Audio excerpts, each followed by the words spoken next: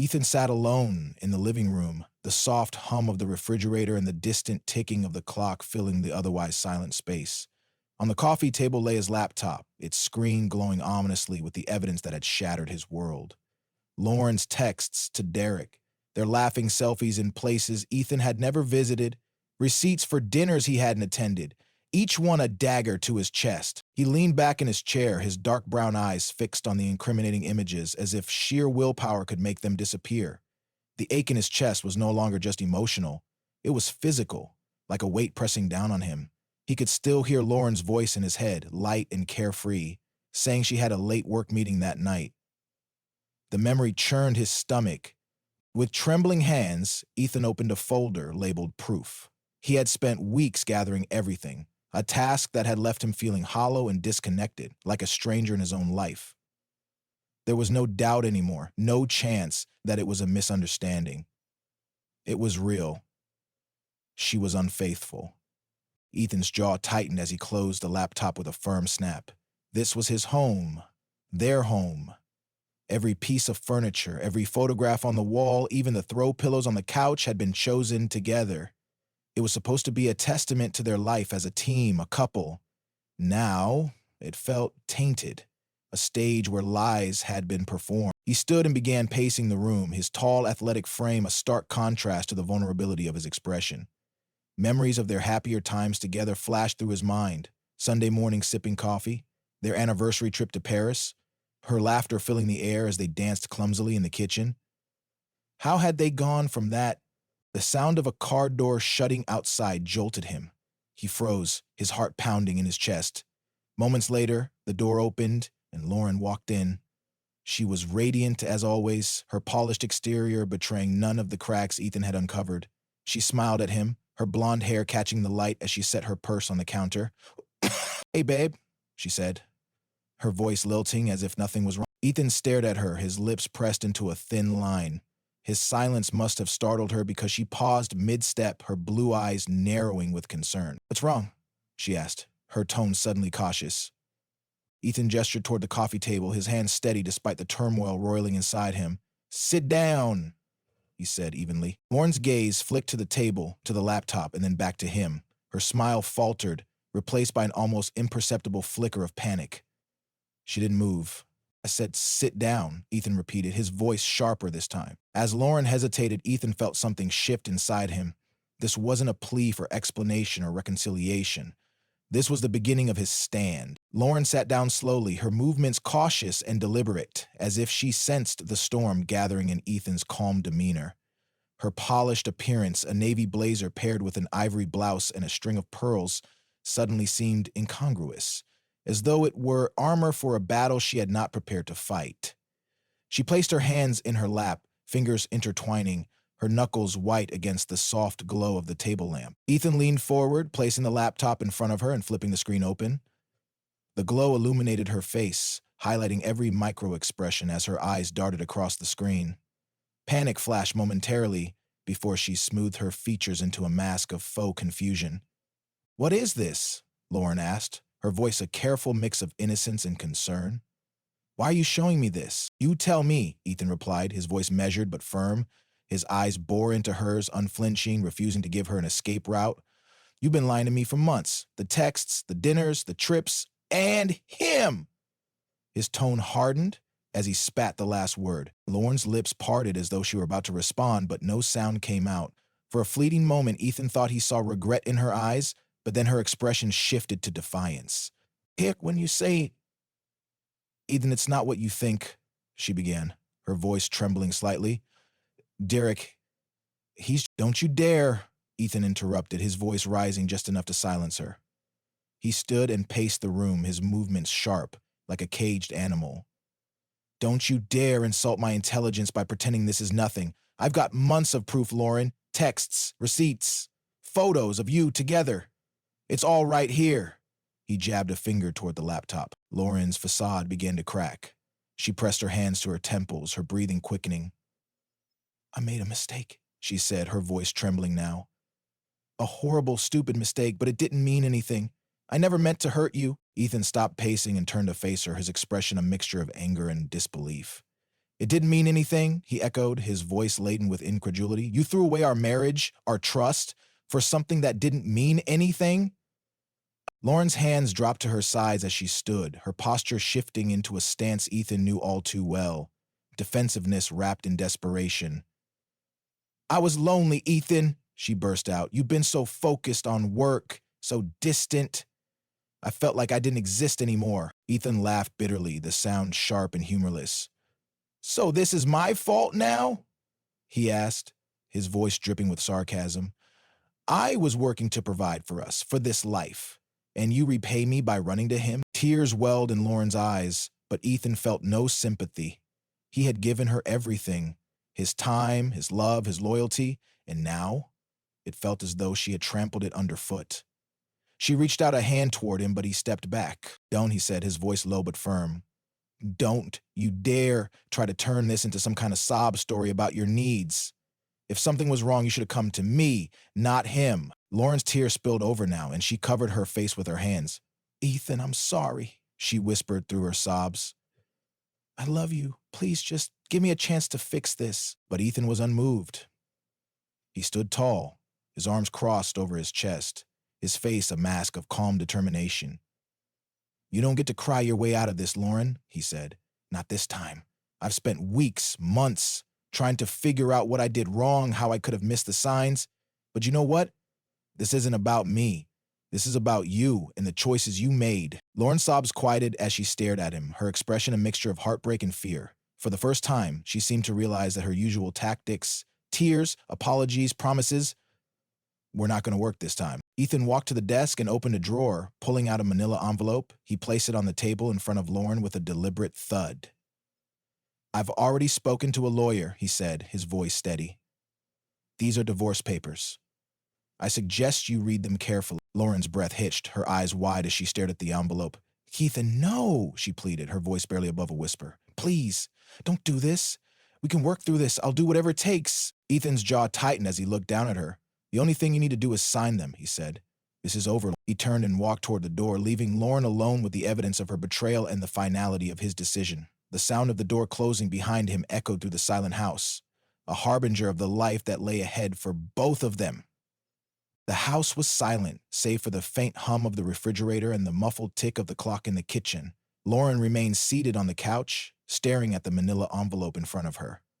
The words, divorce papers, scrawled in bold across the front, felt like a death knell to everything she had built with Ethan over the years.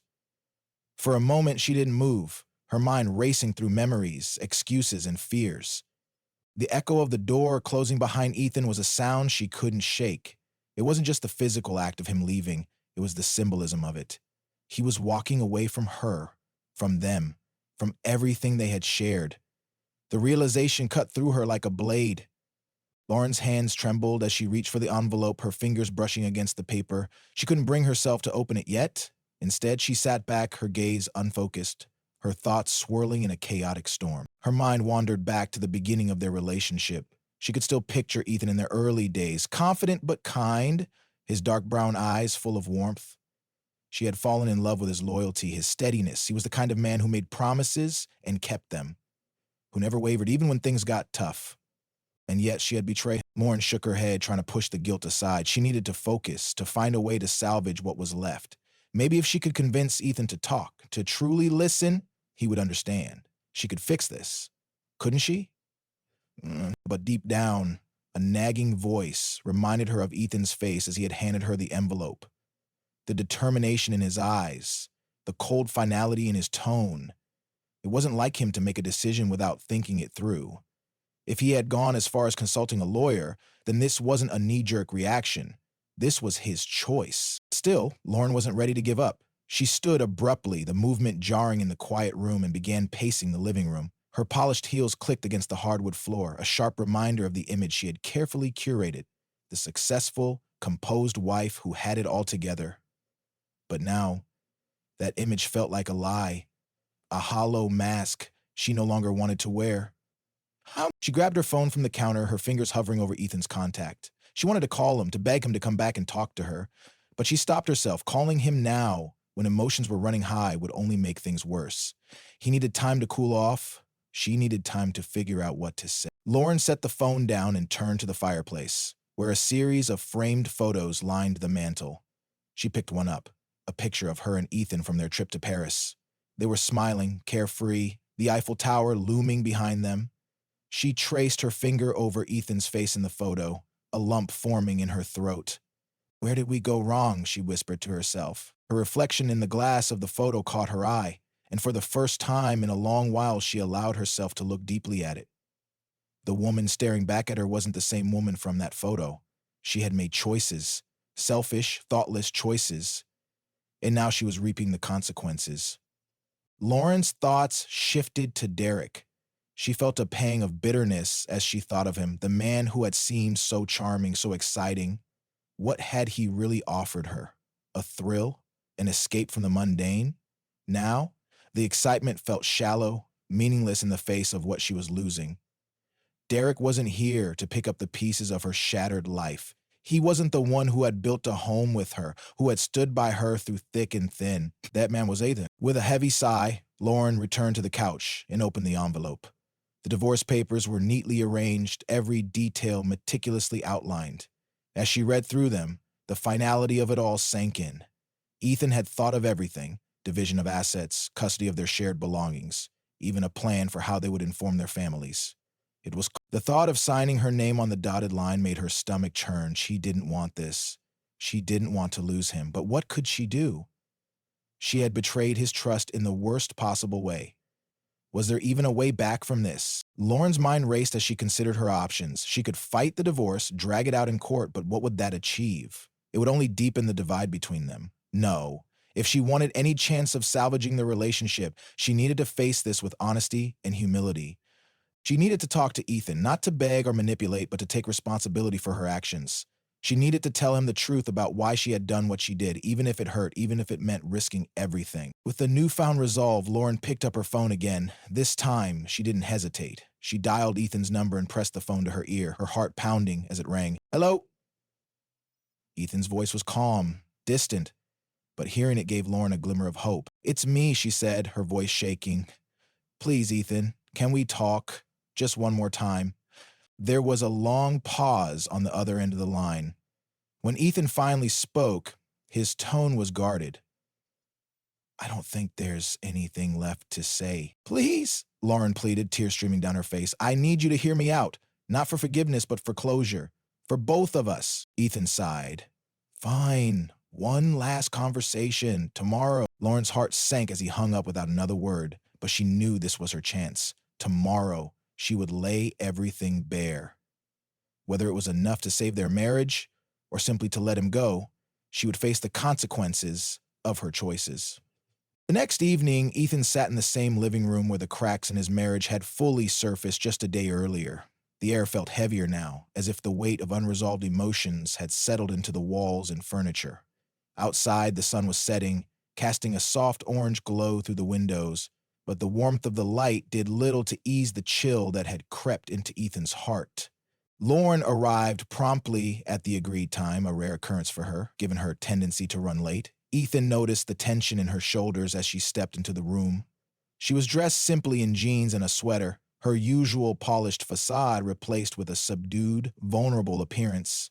She clutched her purse tightly, her knuckles white against the leather strap. Ethan gestured to the couch without a word. Lauren hesitated, her gaze scanning the room as though searching for something familiar, something comforting. But the space felt different now, sterile, almost foreign. It no longer felt like home. Lauren sat down, setting her purse beside her. Ethan remained standing, leaning against the edge of the fireplace with his arms crossed. The distance between them was deliberate. "You wanted to talk," Ethan said, his voice steady, devoid of the warmth that used to be second nature when speaking to her.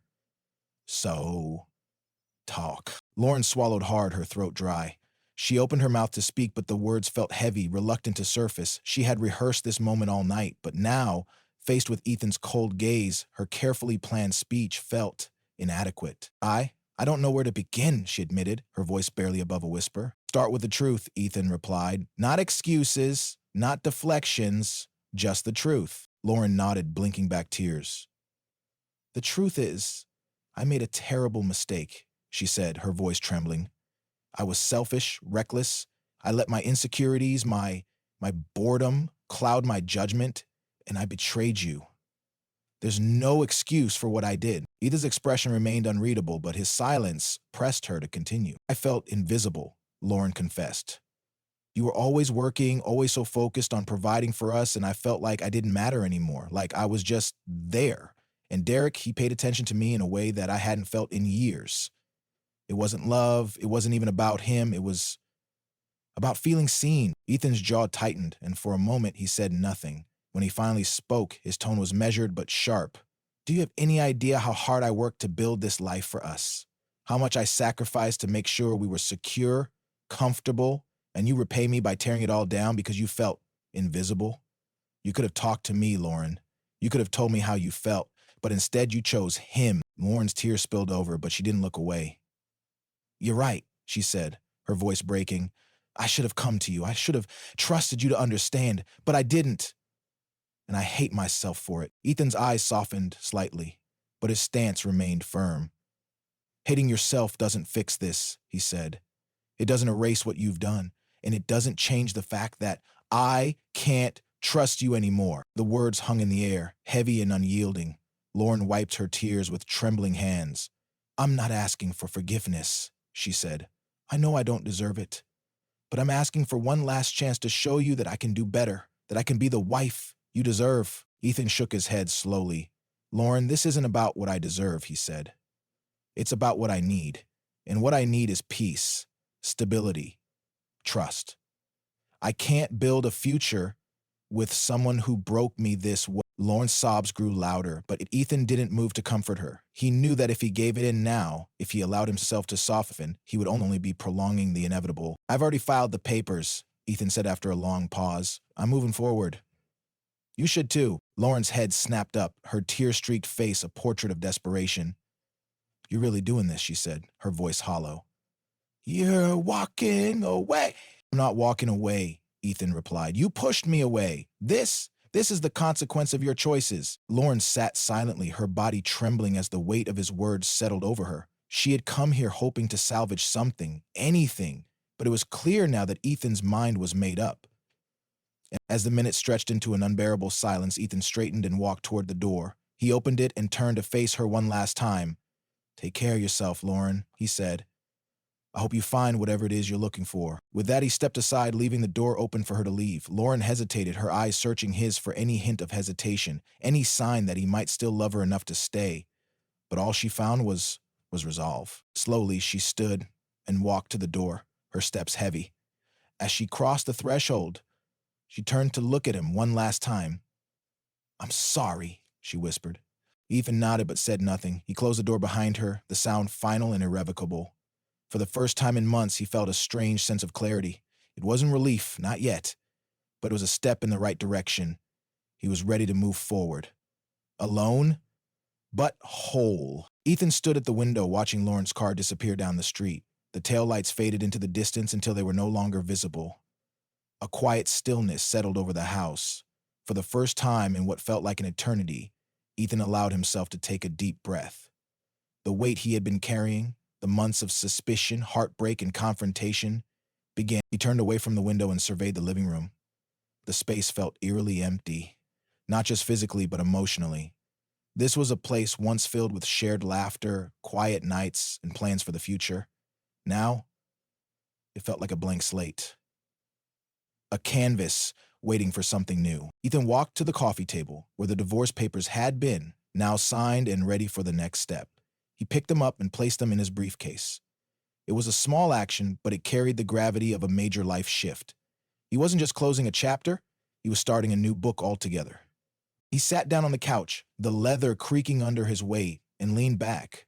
His mind drifted to the life he had envisioned with Lauren, their shared dreams, the milestones they had planned to celebrate together. Those dreams were now ash, scattered by her betrayal. But as painful as that truth was, it also held a strange kind of freedom. He was no longer tied to a future shaped by someone else's choices, so he could rebuild, redefine, and rediscover who he was without her. Ethan's phone buzzed on the coffee table, pulling him from his thoughts. He picked it up and saw a message from his sister, Emily. Hey, how did it go? Do you need anything? He stared at the message for a moment before typing a reply. It's done. Thanks for checking in. I'm okay. Or at least I will be. He hit send and set the phone down, a faint smile tugging at his lips. Emily had been his rock through this ordeal, always offering support without judgment.